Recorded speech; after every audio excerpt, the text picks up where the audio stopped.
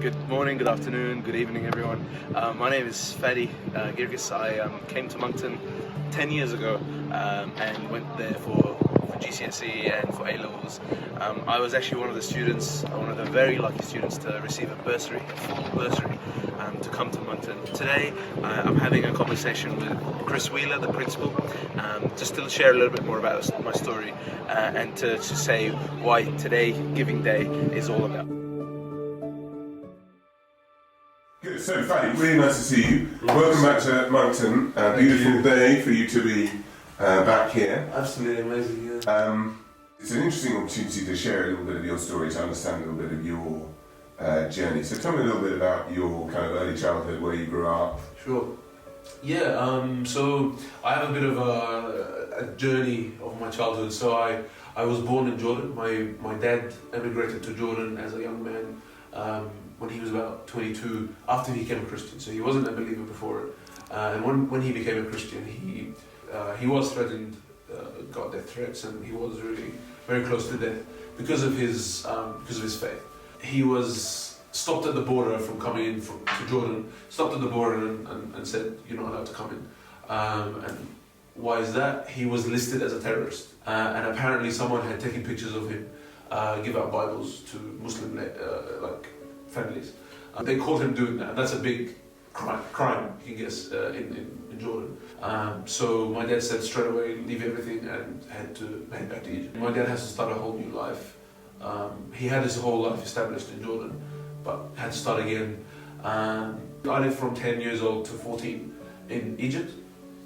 And in 2011, when I was 13 years old, the Arab Spring broke out. The people had had enough, and so they decided to go on a revolution. There was 3 weeks of true, it was just a nightmare. And what were you doing during that period of unrest? What did that look like? So the period of unrest was for a few months, but those 3 weeks, which was from the 25th of January 2011 to about the mid-Feb or just after that, there was no police in the country. The prisons that kept all these radicalized Muslims, all those bad people, kept them in prison for all those years, 30 years, they were all opened. And every single day, and this I can't get this out of my mind, we would have gunshots for them to get through, because we would barricade our own houses because there was no police. We would have like all these burnt tires and planks and that kind of thing at the start of the street to not let any cars in, and then we would have our own guns, machetes, poles, whatever it is. So as a 13-year-old, you were defending your house with a metal pole? Correct. So my dad told me that there might be a chance for me to go to England, and I got very excited. He said, this is not concrete, don't get your hopes up, this might not happen. And we were about to seek asylum because of how much we'd been through in Egypt. So all the papers were ready, the lawyer was ready to submit it to immigration. And then he got an email from Mr. Becker saying he's been accepted. In August I came to sort everything out, got my blazer ready, everything. And then yes, that started in September.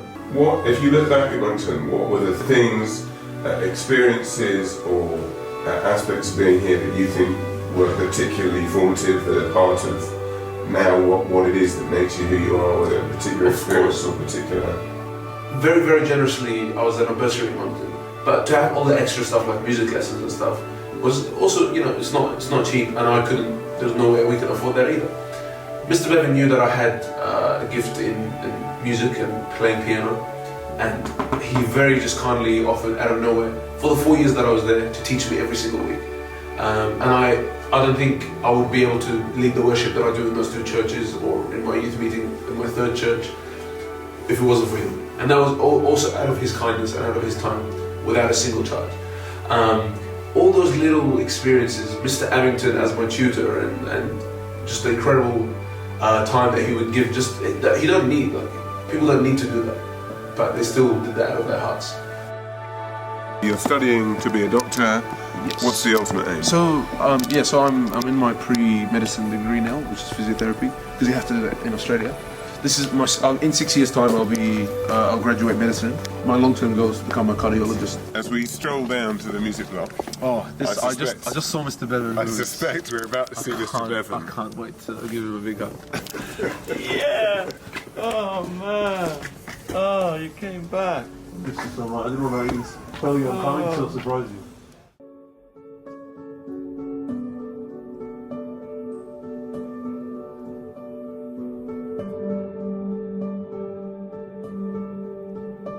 Imagine if Monkton can give out more bursaries like this and give out much more life-changing education to young people like me, without which I wouldn't be the man that I am today. So please support Monkton's first ever Giving Day. It will be truly life-changing to so many people.